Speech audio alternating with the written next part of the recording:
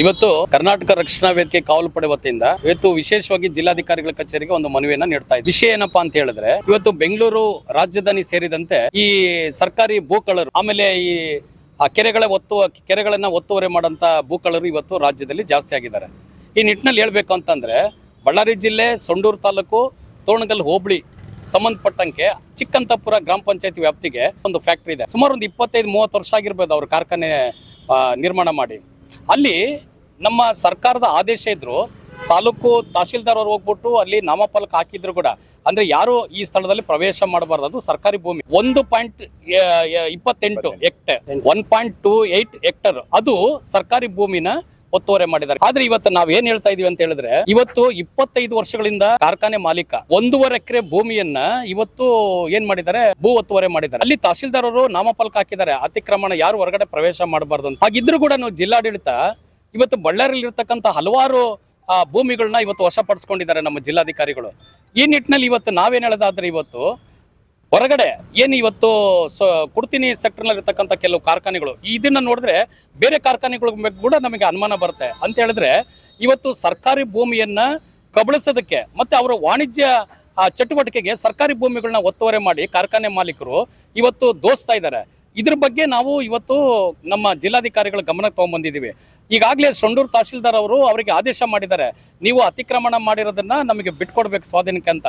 ಆದ್ರೆ ನಾವು ಕರ್ನಾಟಕ ರಕ್ಷಣಾ ವೇದಿಕೆಯಿಂದ ನಾವೇನು ಹೇಳ್ತಾ ಇದೀವಿ ಅಂತ ಹೇಳಿದ್ರೆ, ಬೇರೆ ಕೇವಲ ಅವರು ನಮ್ಮ ಭೂಮಿಯನ್ನ, ಸರ್ಕಾರದ ಭೂಮಿಯನ್ನು ಬಿಟ್ಕೊಡೋದು ಅಷ್ಟೇ ಅಲ್ಲ, ಒಂದು ವರ್ಷಕ್ಕೆ 25,000 ಒಂದು ರಾಯಲ್ಟಿ ಆದ್ರೂ ಕೂಡ 20 ವರ್ಷಕ್ಕೆ ಸುಮಾರು 50-60 ಲಕ್ಷ ಆಗುತ್ತೆ.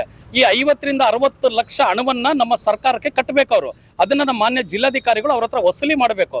ಜೊತೆಗೆ ನಮ್ಮ ಸರ್ಕಾರಿ ಭೂಮಿಯೊಳಗೆ ಏನು ಅತಿಕ್ರಮಣ ಪ್ರವೇಶ ಮಾಡಿದಾನ ಕಾರ್ಖಾನೆ ಮಾಲೀಕ, ಅವನ ಮೇಲೆ ಕ್ರಿಮಿನಲ್ ಮೊಕದ್ದಮೆ ಹೂಡಬೇಕು. ಅಂದ್ರೆ ಯಾವ ರೀತಿ ಅಂತ ಹೇಳಿದ್ರೆ, ಅವನಿಗೆ ಶಿಕ್ಷೆ ಆಗಬೇಕು. ಯಾವುದೇ ಒಬ್ಬ ಮಾಲೀಕ ಸರ್ಕಾರಿ ಭೂಮಿ ಒಳಗಡೆ ಕಾಲಿಡಬೇಕಾದ್ರೆ ಅವನಿಗೆ ಭಯ ಇರಬೇಕು. ಅದನ್ನ ಕಬ್ಜಾ ಮಾಡ್ತಾನಂದ್ರೆ ಅವನಿಗೆ ಸಂಪೂರ್ಣವಾದಂತ ಒಂದು ಶಿಕ್ಷೆ ಆದ್ರೆ, ಇನ್ಮೇಲೆ ಯಾವುದೇ ಒಬ್ಬ ಮಾಮೂಲಿ ಯಾವುದೇ ಕಾರ್ಖಾನೆ ಇರ್ಬೋದು, ಇನ್ನೊಬ್ಬ ರಿಯಲ್ ಎಸ್ಟೇಟ್ ಮಾಡೋರು ಇರ್ಬೋದು, ಈ ಕೆರೆಗಳನ್ನ ಭೂ ಕಬಳಿಕೆ ಮಾಡುವಂತ ಯಾರೇ ಕಳ್ಳರಿರ್ಬೋದು, ಅವರಿಗೊಂದು ಭಯ ಇರಬೇಕು. ಇದು ಸರ್ಕಾರಿ ಭೂಮಿ, ನಾವು ಮುಟ್ಟಬಾರ್ದು, ಅದರೊಳಗೆ ನಾವು ಪ್ರವೇಶ ಮಾಡಬಾರ್ದು ಅನ್ನೋ ಒಂದು ಭಯ ಬರಬೇಕು ಅಂತೇಳಿ ಕರ್ನಾಟಕ ರಕ್ಷಣಾ ವೇದಿಕೆ ಕಾವಲು ಪಡೆ ವತಿಯಿಂದ ಅವ್ರ ಇಬ್ಬರು ಮಾಲೀಕತ್ವ ಯಾರಿದ್ದಾರೆ ಅವ್ರ ಮೇಲೆ ಕ್ರಿಮಿನಲ್ ಕೇಸ್ ಆಗ್ಬೇಕು ಅಂತೇಳಿ ನಾನು ಒತ್ತಾಯ ಮಾಡ್ತಾ ಇದ್ದೀನಿ. ನನ್ನ ಹೆಸರು ನರಸಿಂಹರಾಜ್ ಎಸ್.ಎನ್. ಅಂತೇಳಿ, ಕರ್ನಾಟಕ ರಕ್ಷಣಾ ವೇದಿಕೆ ಕಾವಲು ಪಡೆಯ ಬಳ್ಳಾರಿ ಜಿಲ್ಲಾಧ್ಯಕ್ಷರು ನಾವು. ಈ ಸೊಂಡೂರು ಭಾಗದಲ್ಲಿ ಸುಮಾರು ಕಾರ್ಖಾನೆಗಳು ಇದಾವೆ. ಚಿಕ್ಕಂತಾಪುರ, ಅಂತಾಪುರ, ಸುಲ್ತಾನಾಪುರ ಭಾಗದಾಗ. ಈ ಭಾಗದಾಗ ಎಲ್ಲಾ ಕಾರ್ಖಾನೆಗಳಿಂದ ನಮ್ಮ ಏನಿಲ್ಲ ಅಂದ್ರೆ ಒಂದು ಲಕ್ಷ ಜನಗಳಿಗೆ ಬಹಳ ತೊಂದರೆ ಐತೆ.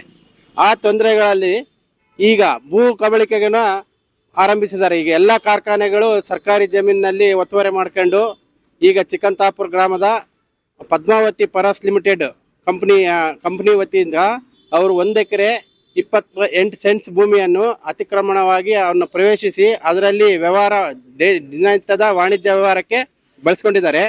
ಅದರಲ್ಲಿ ಈಗ ಮೆಟೀರಿಯಲ್ ಎಲ್ಲ ಹಾಕೊಂಡು ಅಲ್ಲಿಂದನೇ ಮೇನ್ ಪಾಯಿಂಟ್ ಅದೇ ಆಗಿದೆ. ಈ 1 ಎಕರೆ 28 ಸೆಂಟ್ಸ್ ಏನಿದೆಲ್ಲ ಅದರಲ್ಲೇ ಮೇನ್ ಆಗಿದೆ. ಅವರೆಲ್ಲ ಕೋಲು ಅದೆಲ್ಲ ಹಾಕಿದಿ ತಡೆಗೋಡೆಯನ್ನು ಬಹಳ ಅದ್ದೂರಿಯಾಗಿ ಕಟ್ಕೊಂಡಿದ್ದಾರೆ. ಅವರು ಕಾಂಕ್ರೀಟ್ ವಾಲ್ ಹಾಕೊಂಡು ಕಟ್ಕೊಂಡಿದ್ದಾರೆ.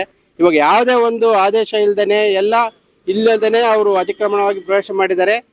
ಹಿಂದಿನ ಸಾರಿ ತಹಸೀಲ್ದಾರ್ ಅವರು ಇದ್ರು, ಸೊಂಡೂರು ತಹಸೀಲ್ದಾರ್ ರಶ್ಮಿ ಮೇಡಮ್ ಅಂತೇಳಿ, ಅದ್ರ ಮೇಲೆ ಅವರು ಅದನ್ನ ನಿಷೇಧ ಮಾಡಿದ್ದಾರೆ. ನಿಷೇಧ ಮಾಡಿದ್ರು, ಅದು ಆದೇಶ ಇದ್ರು ಅದ್ರ ಮೇಲೆ ಹಂಗೇನೆ ಅವರು ಮುಂದುವರಿಸ್ಕೊಂಡು ಹೋಗಿದ್ದಾರೆ. ಆದ ಕಾರಣ ಇವರನ್ನು ಇಷ್ಟು ದಿನಲಿದ್ದ ಅದನ್ನ ಯೂಸ್ ಮಾಡ್ಕೊಂತ ಇದ್ದಾರೆ. ಅದ್ರ ಪರಿಹಾರವಾಗಿ ತಿಂಗಳಿಗೆ 25,000ದಂತೆ ರಾಯಲ್ಟಿ ಸರ್ಕಾರಕ್ಕೆ ಕಟ್ಟಬೇಕಂತೇಳಿ ನಾವು ಕರ್ನಾಟಕ ರಕ್ಷಣಾ ವೇದಿಕೆ ಕಾವಲು ಪಡೆ ವತಿಯಿಂದ ಒತ್ತಾಯಿಸ್ತಿದ್ದೀವಿ. ಬಳ್ಳಾರಿಯ ನಿರಂತರ ಸುದ್ದಿಗಾಗಿ ಬಳ್ಳಾರಿ ಬೆಳಗಾಯಿತು ಚಾನೆಲ್ನ ಸಬ್ಸ್ಕ್ರೈಬ್ ಮಾಡಿ ಹಾಗೂ ಬೆಲ್ ಐಕಾನ್ ಒತ್ತಿ.